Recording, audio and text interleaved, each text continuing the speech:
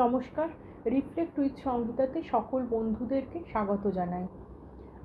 আজকের বিষয় হচ্ছে বিভিন্ন রকম ডে আমরা যে পালন করি, যেমন Valentine's day, hug day, rose day, teddy day, chocolate day, এইগুলো নিয়ে আমি আজকে আলোচনা করব।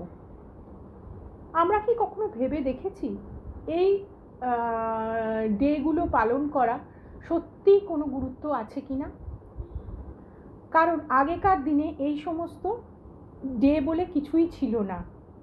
তাহলে কি মানুষ পরস্পরকে ভালোবাসতো না, বা ফুল দিত না, বা পরস্পরকে আলিঙ্গন করতো না? নিশ্চয়ই করতো। এগুলো তো মানুষের মনের এক একটা প্রকাশ মাত্র। তো আমার মনে হয় সেই জন্যে আলাদা করে কোনো দিন সেলিব্রেট করার কোনো প্রয়োজন আছে বলে মনে হয় না। তার কারণ, যদি হাগ ডে না থাকে তাহলে কি আপনি কাউকে আলিঙ্গন করতে পারবেন না? সে আপনার খুব প্রিয় কেউ হোক না কেন, সে ছোট হোক বড় হোক, যেই হোক না কেন। তো এর জন্যে কোনো আলাদা করে দিনের প্রয়োজন হয় না। বা আপনার প্রিয় মানুষটিকে ভালোবাসি এই কথাটা বলার জন্য আলাদা করে কোনো দিনের প্রয়োজন হয় না। কারণ আমার মনে হয় সেইভাবে যদি বিশেষ করে কিছু বলতে হয় তাহলে সেই জিনিসটারই গুরুত্ব কমে যায়। আমার মনে হয় ভালোবাসি এই কথাটা আলাদা করে বলার কোনো প্রয়োজন নেই। আমাদের বিভিন্ন কাজের মাধ্যমে বা বিভিন্ন অঙ্গভঙ্গির মাধ্যমে আমরা বোঝাতে পারি। বা ধরুন, যদি রোজ ডে নাও থাকে তাহলে কি আপনার কাউকে গোলাপ দিতে ইচ্ছে হলে আপনি কি দিতে পারবেন না? বা চকলেট দিতে ইচ্ছে হলে আপনি কি দেবেন না?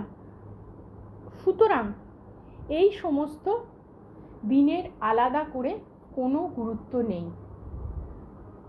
সব থেকে বেশি যেটা জরুরি সেটা হচ্ছে পরস্পরের প্রতি ভালোবাসা।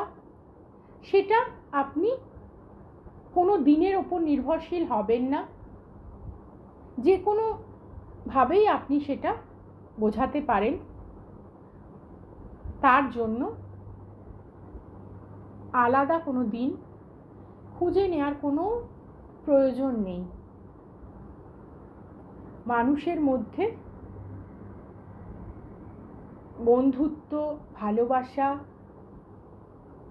সব কিছুই, স্নেহ, সমস্ত কিছুই তার নিজের নিজের জায়গায় আছে এবং ঠিক ঠিক সময়ে তার বহিঃপ্রকাশও ঘটে। সুতরাং আলাদা করে কোনো দিবস পালন করার কোনো প্রয়োজন আছে বলে আমি অন্তত মনে করি না। আপনারা হয়তো আমার সাথে কেউ কেউ একমত হবেন, কেউ কেউ একমত হবেন না। তবুও বলবো, এগুলো যার যার ব্যক্তিগত ব্যাপার, এর মধ্যে আমার কোনো ভূমিকা নেই।